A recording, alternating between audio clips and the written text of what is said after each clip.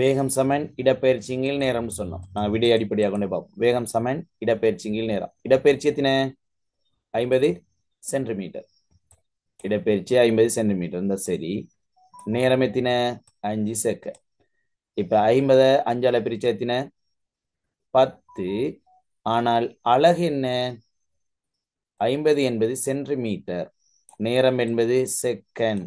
ஆகவே 10 போட்டிங் என்றால் அலகு 10 சென்டிமீட்டர் செகண்ட் -1. நீங்க நினைக்கலாம் ms-1 தானே வரணும். ஆனா நீங்க சென்டிமீட்டர்ல போட்டால் அது சென்டிமீட்டர் செகண்ட் மைனஸ்ல உங்களுக்கு விட எழுதலாம். சரியா? சென்டிமீட்டர்ல போட்டால் சென்டிமீட்டர் செகண்ட் -1ல உங்களுக்கு விடை எழுதலாம். விளைஞ்ச பிள்ளைகள், இப்ப 50 சென்டிமீட்டரை நீங்க மீட்டருக்கு மாத்தணும்னால் 50 மீட்டருக்கு மாத்தினா எப்படி? சென்டிமீட்டர் மீட்டருக்கு மாற்றுறது 50 எத்தனால பிரிக்கணும்? 100. 100ஆல பிரிக்கணும். 50 100ஆல பிரிச்சு எத்தனை வரப்போகுது? சைபருக்கு சைபர் வெட்டுப்படும். 5/10 என்றால் 0.5.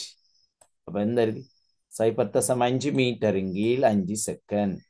0.5 5ஆல பிரித்தால் சரியா?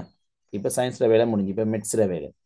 0.5 5ஆல பிரிச்சிங்கன்றால் I0.0.5. அப்ப தசம் 1 மீட்டர் செகண்ட் -1. அப்ப இதுக்கு 10 விட வருமாக இருந்தால் சென்டிமீட்டர் செகண்ட் -1 எழுதணும். 10 வருமாக இருந்தால் சென்டிமீட்டர் செகண்ட் -1 எழுதணும். அதை நீங்க மீட்டருக்கு மாத்தி செய்தால் 0.1 வரும். 0.1 மீட்டர் செகண்ட் -1 எழுதணும். இது விளைஞ்ச பிள்ளைகள்?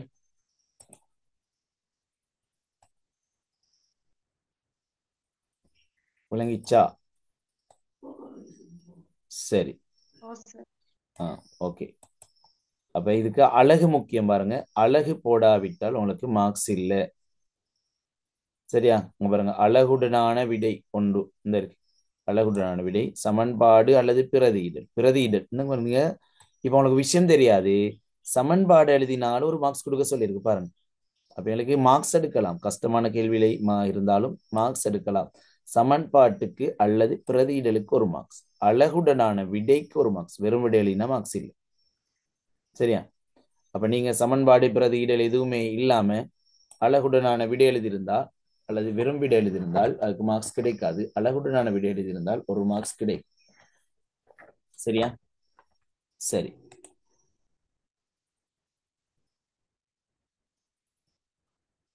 பத்து சென்டிமீட்டர் செகண்ட் -1 என்று எழுதி அதை 100ஆல பிரிச்சால் சென்டிமீட்டர் செகண்ட் -1ல கொடுக்க முடியாது, மீட்டர் செகண்ட் -1ல கொடுக்கணும். சரியா? இந்த 10 பிறகு அந்த சென்டிமீட்டரை 100ஆ மாத்தினா இந்த 100ஆல பிரிச்சா மீட்டரா மாறும். அதுக்கு பிறகு 0.1 மீட்டர் செகண்ட் -1 என்று கடைசி விடையை கொடுக்கணும். சரி, ஓகே. இப்ப நாங்க இந்த பேப்பர்ல கடைசி கேள்வி அது பிறகு பிள்ளைகள் நான் பார்த்த வகையில நீங்க பார்த்தா இல்லாட்டி தெரிஞ்சா எனக்கு சொல்லுங்க. இந்த 2020க்கு பிறகு 21 22லையும் இந்த 4வது பாடத்துல நான் கேள்வி எதையும் பாடுபடையில் எனக்கு. அப்படி இருந்தா எனக்கு மார்க் பண்ணி அனுப்பிவிடுங்க பிள்ளைகள். 2020 தான் கடைசியாக நான் கண்டேன். 2020க்கு பிறகு 2021 22ல கேள்வி எனக்கு பாறுபட இல்லை. நான் தேடி பார்த்தேன், கிடைக்கல எனக்கு. அப்படி உங்களுக்கு கண்ணில் பட்டுச்சுண்டா எனக்கு அனுப்பிவிடுங்க, நாங்கள் அதில் செய்வோம் அடுத்தடுத்த கிளாஸ்கள். சரி, அது பிறகு கேள்வி பார்த்தால் 2023 24 உங்களுக்கு மனப்பாடமான கேள்வி. சரியா? பாருங்க எத்தனாவது முறை வருகுதுண்டு இந்த புக்கில் உள்ள இந்த கேள்வி திரும்ப வந்துட்டு. அப்ப 2016ஆம் ஆண்டு, அது பிறகு 2019ஆம் ஆண்டு, திரும்ப 2023ஆம் ஆண்டு வந்ததெல்லாம் இந்த கேள்வி. சரி, அதுக்கான ஆன்சர் அனுப்புங்க எல்லாரும்.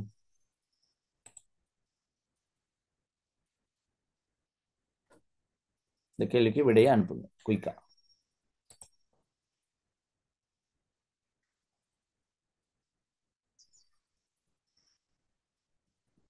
சமீஹா, ரஸ்மா, இம்லா, ருசைகா, ஆகிஃப், ஷிமர், ஷம்லா, ஹம்தா, ஷஹத், ஹிஷ்மா, அமானி இந்த ஆட்கள் மட்டும்தான் அனுப்பியிருக்கு. இன்னும் ஆட்கள் இருக்கீங்க. இதுல என்ன விஷயம் என்றால் 3வது வீடியோ அனுப்பியிருக்கீங்க, முதலாவது வீடியோ அனுப்பியிருக்கீங்க.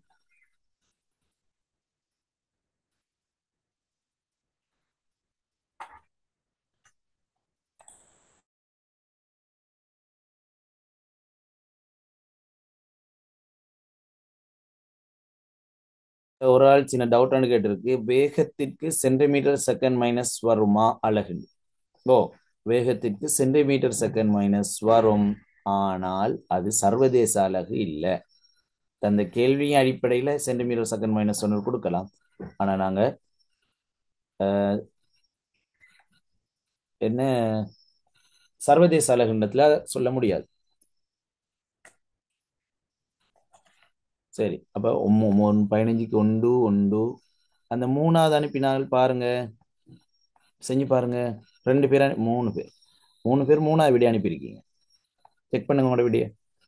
சரி, ஆக்கி பண்ணி பிறகு 2021 பார்ட் 2 கொஸ்டின் நம்பர் 4. இன்னும் பார்ட் 2 4வது கேள்வியா? சரி, அதை நான் பார்க்குறேன். 15க்கு 1 1 1.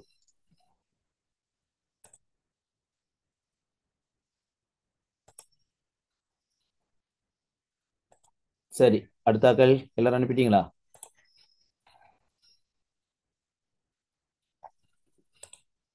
ரெண்டாயிரத்தி 21 ஒரு கேள்வி இருக்கான், கொஞ்சம் நீங்க பக்கம்னு பார்த்துட்டு வருவோம்.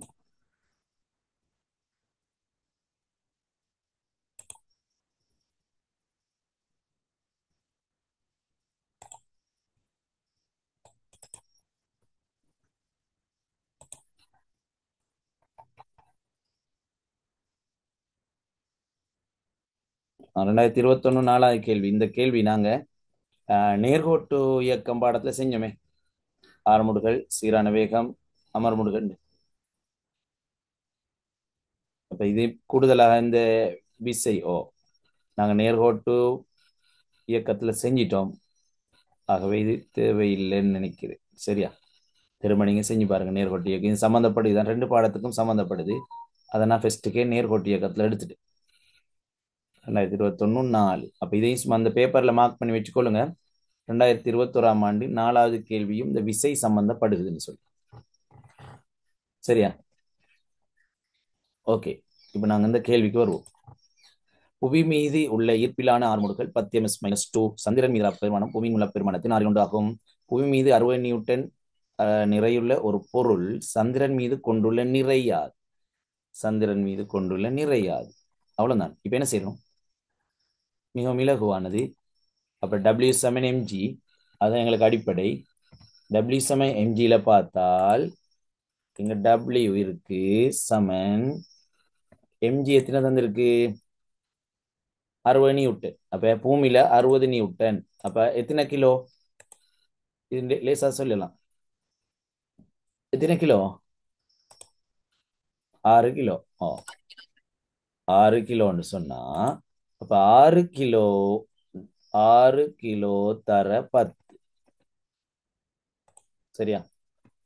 சரி, 6 தர 10.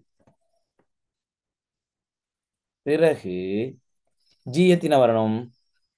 1/6 1/6. இப்ப இதை செஞ்சு பார்த்த என்ன? 60 6ஆல பிரிச்சா 60 6ஆல் பிரிச்சால் 10 நியூட்டன். இதுக்கான விடை 10 நியூட்டன். அப்படி சமன், நீங்க கன்ஃபியூஸ் ஆக தேவையில்லை, 10 நியூட்டன். இதுக்கு 600க்கு 100 நியூட்டன் வந்தால் 60க்கு 10 நியூட்டன். அல்ல, இது வேற எப்படி செய்யலாம்?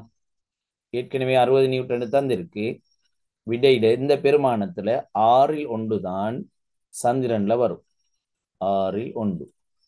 ஆகவே 60 6ல் 1 வந்து 60 6ஆல பிரிச்சால் 10 நியூட்டன். இந்த வகையில விட எடுக்கலாம் அல்லது மற்ற வகையில விட எடுக்கலாம். சரியா? ஆகவே இதுக்கான விடை எத்தனை விட? முதலாவது விட.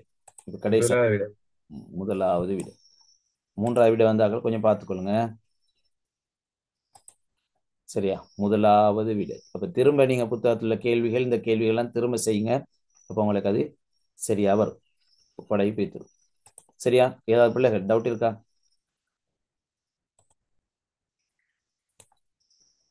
அப்ப நாங்க இப்ப 10ஆம் ஆண்டுல அலகு ரீதியாக 1ஆம் அலகு, 2ஆம் அலகு, 3ஆம் அலகு, 4ஆம் அலகு, 7ஆம் அலகு, 10ஆம் அலகு செஞ்சிட்டோம்.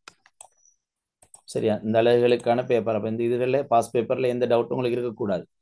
இப்ப திரும்ப செய்யணும். 5, 6, 8, 9. சரியா? இதுல 8வது சாரி 6வது உயிரியல் கேள்வி. சரி, 6வது உயிரியல் கேள்வி. இதுல உயிரியல் கேள்வி அடுத்த விசை தொடர்பான கேள்விகள் தான் கூட இருக்கு. சரியா? அப்ப நாங்கள் அதுக்கிட்ட டியூட்டர் அடுத்தடுத்த செய்வோம். அதுக்கிடையில நாங்கள் 3ஆம் தவணை பேப்பர் ஒன்றும் செய்வோம். அது செஞ்சுட்டு நாங்கள் திரும்ப பாஸ் பேப்பர் கேள்விக்கு வருவோம். சரியா பிள்ளை?